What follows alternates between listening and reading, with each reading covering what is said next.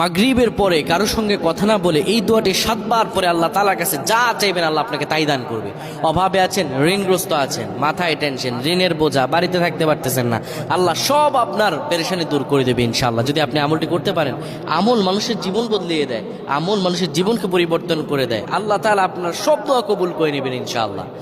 মাগরিব নামাজের পরে কিবলামুখী হয়ে থাকবেন, কারোর সঙ্গে কথা বলবেন না, কারোর সঙ্গে কথা না বলে কিবলামুখী হয়ে আপনি পড়বেন আল্লাহুম্মা আজিরনা মিনান নার, আল্লাহুম্মা আজিরনা মিনান নার, আল্লাহুম্মা আজিরনা মিনান নার।